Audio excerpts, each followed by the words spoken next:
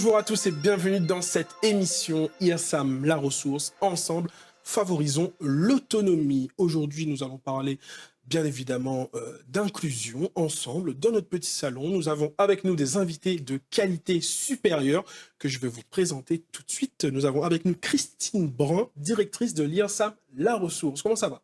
Très bien, merci. Ça va, la clim, tout va bien. Parfait. On est aux couleurs de l'IRSAM, tout va bien. Ça va. Nous avons aussi avec nous Béatrice Hippolyte. Comment ça va, Béatrice? Ça va très bien. Vous êtes référent pédagogique, c'est bien ça? Tout à fait, référente pédagogique et coordinatrice de projet. Génial. Et nous avons failli avoir le mauvais, mais on a eu le bon. Christophe, avec nous. Comment ça va? Ça va très bien, je vous remercie. Vous êtes enseignant spécialiste en déficience visuelle, c'est bien ça? C'est bien cela, et je suis également coordonnateur aujourd'hui d'un dispositif Handitic Plus. D'accord, on aura l'occasion d'en parler dans la suite de l'émission. Pour commencer, je vous propose d'aller directement dans le vif du sujet. On a fait un micro-trottoir, on a posé la question aux gens sur les représentations des handicaps dans la société en général. On va voir ça tout de suite. Est-ce que vous connaissez l'IRSAM? Non. Non, je ne connais pas du tout. Alors moi, pour le coup, oui. Je connais l'IRSAM, oui, c'est le centre à la ressource pour les malvoyants et les malentendants. Non, pas du tout, je viens juste d'apprendre qu'est-ce que c'est. Ça vous du coup. Est-ce que le sujet de l'handicap vous touche particulièrement? Bah oui, quelque part, c'est des gens qu'il faut intégrer à la société, donc oui. Oui, mais il faut un truc comme ça. Bon, pour là aussi comme ça. Ben, énormément, étant donné que moi-même je suis handicapée. Est-ce que vous savez comment on appelle un sourd à La Réunion? Un souhait muet, sourd. Alors l'expression c'est un parle pas. Est-ce qu'il semble là où logique? C'est exactement cette expression-là. Pas du tout. Pas trop logique, non. Alors, pas du tout. Comme on l'a dit tout à l'heure là, et comme mon soeur aussi l'a dit du coup, quelqu'un qui est sourd, il est techniquement capable de causer. Est-ce que vous pensez qu'à La Réunion, les personnes porteuses de handicap sont assez bien prises en charge ou il faudrait encore faire des efforts? Bah, moi, je pense qu'il faut toujours faire des efforts, même si, que ce soit pour les personnes qui sont porteurs de handicap ou autre, on a toujours des efforts à faire, on peut toujours s'améliorer, quoi. Ben, en fait, ça dépend aussi quel handicap c'est déjà. Et en vrai, il y en a, mais on ne sait pas que ça existe. Mais c'est vrai que je pense qu'on peut toujours mieux faire, donc il faut pousser dans ce sens. D'accord, merci beaucoup. Merci.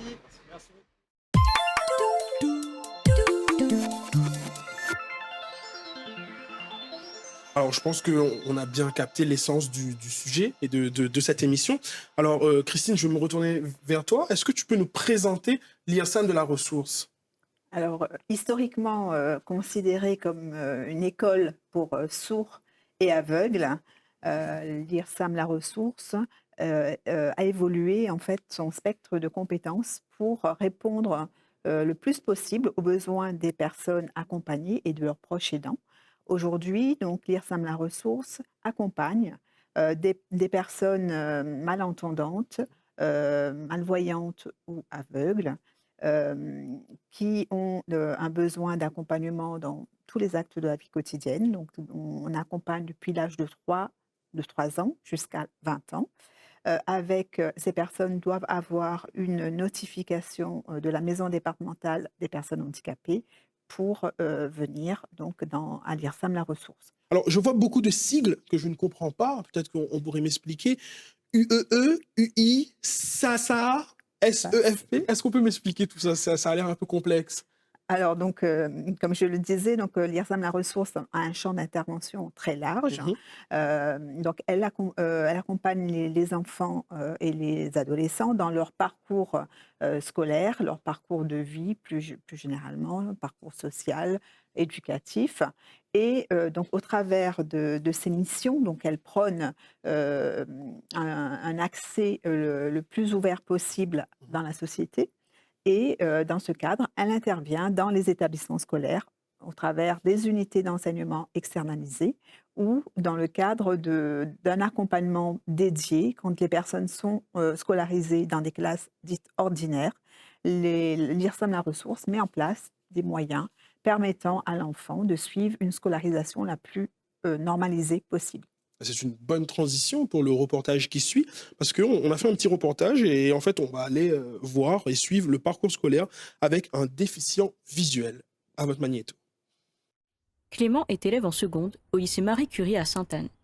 Il est accompagné en CESAD, service d'éducation spécialisée et de soins à domicile, par l'équipe pluridisciplinaire de l'IRSAM La Ressource. Au niveau de mes difficultés dans la vie de tous les jours, ce serait beaucoup plus mes déplacements, car comparé à une personne qui a une très bonne vision, donc 10 sur 10, ma vision à moi est beaucoup plus restreinte et donc je dois faire beaucoup plus attention à ce qui m'entoure. Je me fais accompagner par l'IES La Ressource de manière assez concrète parce que du coup c'est eux qui gèrent du coup les adaptations du coup pour mes documents, pour tout ce qui concerne les cours ou bien les devoirs aussi, c'est eux qui gèrent à ce niveau-là. Il travaille aussi avec un instructeur de locomotion, David Waro. Je suis un professionnel de la rééducation. Je vais travailler quand le diagnostic est posé sur la situation de handicap visuel. Je vais accompagner sur l'autonomie, les déplacements et la mobilité d'un jeune en situation de déficience visuelle avec ou sans handicap associé. La collaboration se fait dans le cadre du projet individualisé du jeune. Donc en fonction des objectifs qui sont définis avec la famille, avec le jeune et avec l'équipe pluridisciplinaire, on va définir des plans d'action, des plans d'intervention. Il est accompagné par Fabrice Ralaïssa, professeur d'enseignement spécialisé. Il faut savoir qu'il n'y a pas deux mêmes déficients visuels, il n'y a pas deux mêmes élèves aveugles, donc c'est répondre au mieux aux attentes de chacun. Il y a plusieurs biais, soit sur un temps individuel où je fais notamment ce qu'on appelle de la remédiation pédagogique, c'est revenir sur des notions sur lesquelles voilà, comment il y a eu des erreurs de commises, ou on peut faire en sorte qu'il y ait un perfectionnement face aux outils numériques et techniques.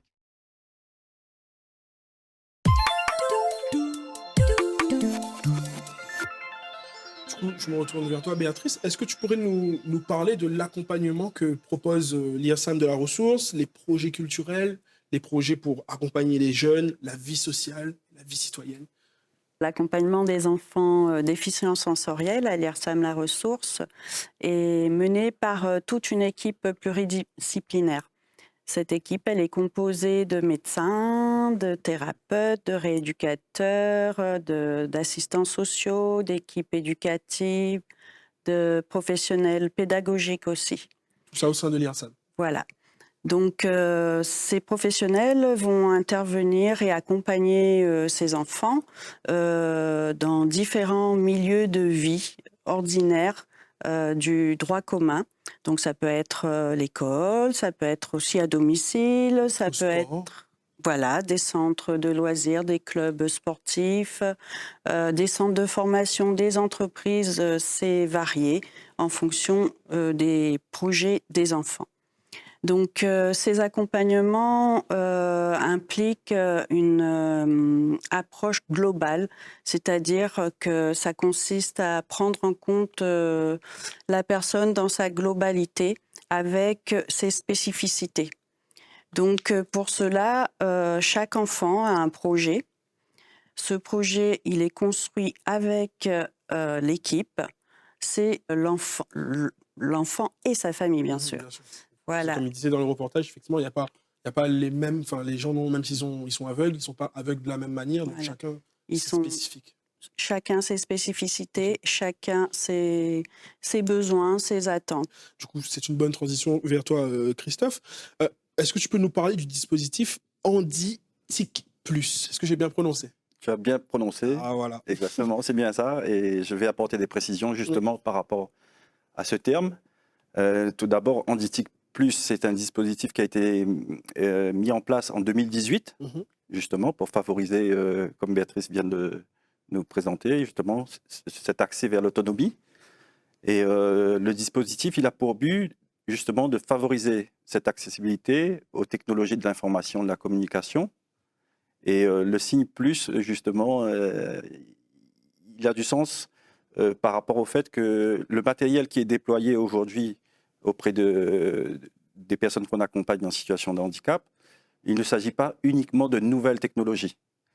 Sur la table, comme tu l'as fait remarquer, la machine à écrire, elle date quand même de cette temps.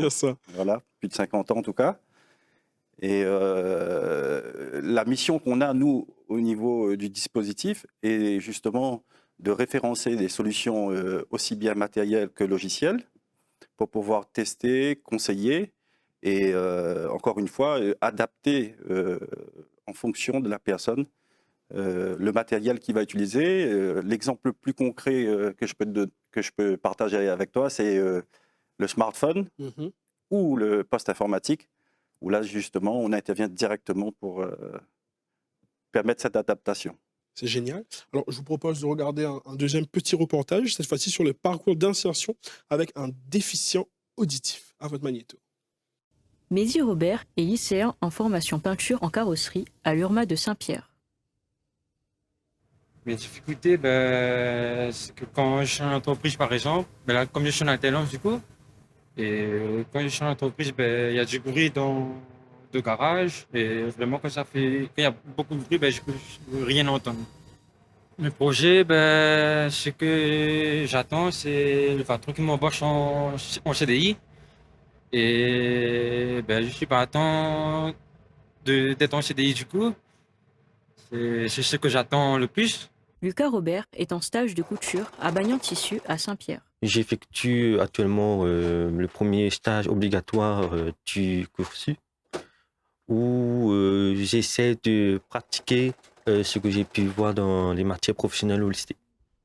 Ici, j'ai fait l'assemblement, la jugeteuse et aussi la création, par exemple, le serviette cantine pour les maternelles. Ces jeunes, en situation de handicap, sont accompagnés par l'équipe pluridisciplinaire du dispositif d'insertion professionnelle de IRSAM La Ressource, notamment Christophe Lebourlou, éducateur technique spécialisé.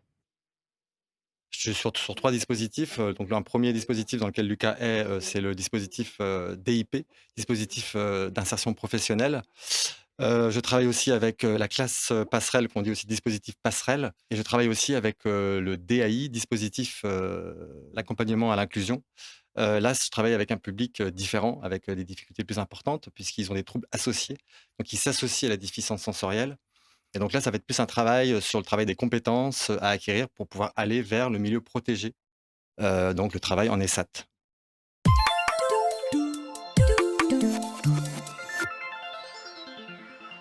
Et de retour sur le plateau, toujours avec des invités extraordinaires que je vais présenter. Anne Fournier, comment ça va? Oui, ça va. Bonjour. Vous êtes référente pédagogique déficient auditif. Oui, tout à fait, c'est ça. Génial. Ensuite, nous avons avec nous Églantine Rivière. Comment ça va? Ça va. Moi, ça va. Très bien, très bien. Vous êtes représentante des familles. Oui. C'est un rôle dur à porter, ça va? Ça dépend, mais j'aime bien. Ça fait plusieurs années que je fais ça maintenant. Génial. Et nous avons aussi Gladys Moutalou. Comment ça va, Gladys? Ça va bien, merci. Alors, Gladys, toi, tu es alors monitrice, éducatrice et relais sur l'UHR, c'est bien ça? C'est bien ça, l'unité handicap rare. D'accord, parce qu'en fait, on va prendre un petit moment pour bien voir tous les sigles, parce que je ne les connais pas tous. D'ailleurs, je me retourne vers toi, Anne.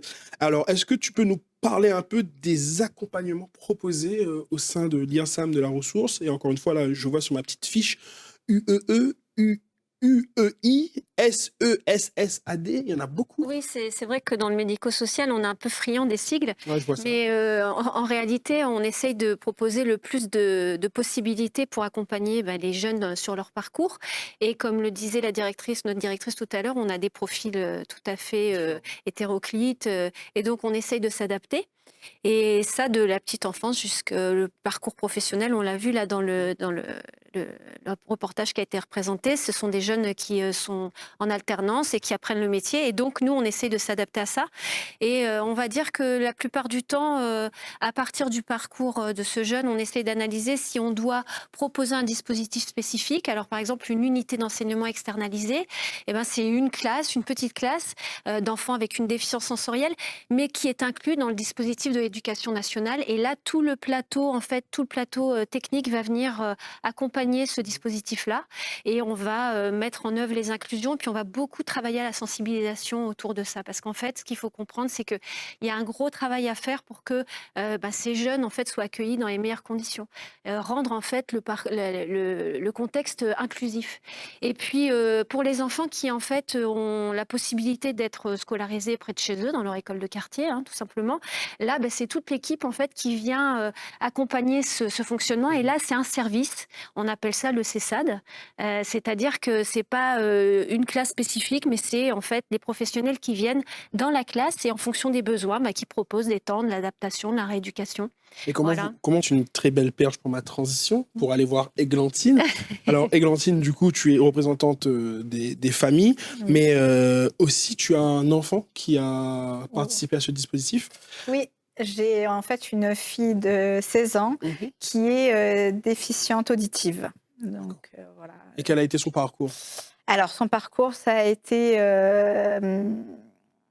au début dans une classe normale, mais au moment où on a découvert sa surdité. Et après, elle a intégré une unité d'enseignement, justement, donc une petite classe avec un enseignant spécialisé et dans une école normale. Donc, et elle a fait ça jusqu'à le primaire.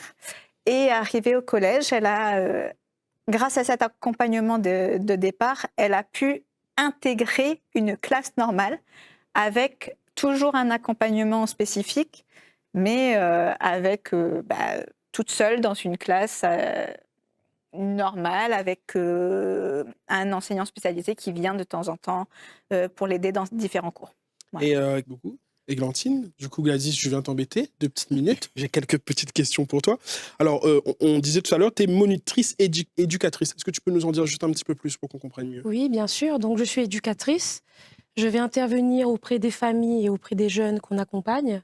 Donc, pour mettre en place des activités, des projets, pour justement répondre à leurs besoins, les attentes des familles, et surtout aller vers une autonomie de vie, puisque moi, je suis monitrice éducatrice au sein de l'UHR, l'unité handicap rare. Donc là, on est sur une déficience sensorielle avec des troubles associés et avec des enfants qui sont non-verbaux. Donc on va aller sur un type d'accompagnement un peu plus resserré. Et bien sûr, on parlait de l'efficience de la famille, donc qui est au cœur de notre accompagnement. Une très belle transition encore pour moi. Je fais des transitions pour moi ici. On va passer un petit clip des mises en scène par les jeunes de l'IRSAM de la ressource que je vous propose de regarder avec moi maintenant.